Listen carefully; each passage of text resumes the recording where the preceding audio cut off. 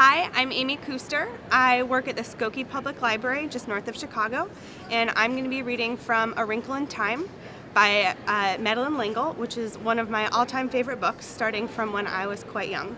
So this is from the first chapter, Mrs. Whatsit. It was a dark and stormy night. In her attic bedroom, Margaret Murray, wrapped in an old patchwork quilt, sat on the foot of her bed and watched the trees tossing in the frenzied lashing of the wind. Behind the trees, clouds scudded frantically across the sky.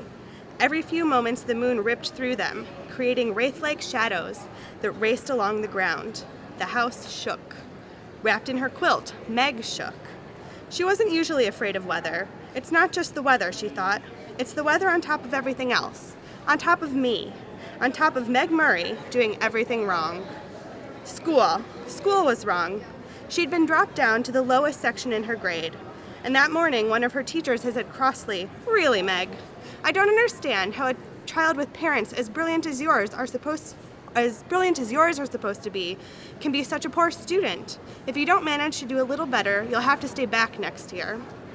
During lunch, she'd roughhoused a little to try to make herself feel better, and one of the girls said scornfully, "After all, Meg, we aren't grammar school kids anymore. Why do you always act like such a baby?" And on the way home from school, walking up the road with her arms full of books, one of the boys had said something about her dumb baby brother.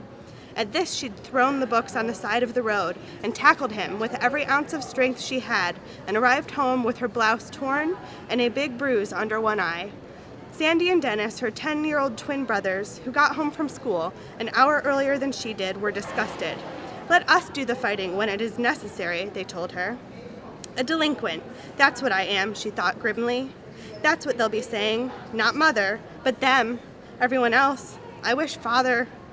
But it was still not possible to think about her father without the danger of tears. Only her mother would talk about him in a natural way, saying, "When your father gets back." Gets back from where? And when? Surely her mother must know what people were saying, must be aware of the smugly vicious gossip. Surely it must hurt her as it did Meg. But if it did, she gave no outward sign. Nothing ruffled the serenity of her expression. Why can't I have it too, Meg thought. Why do I always have to show everything?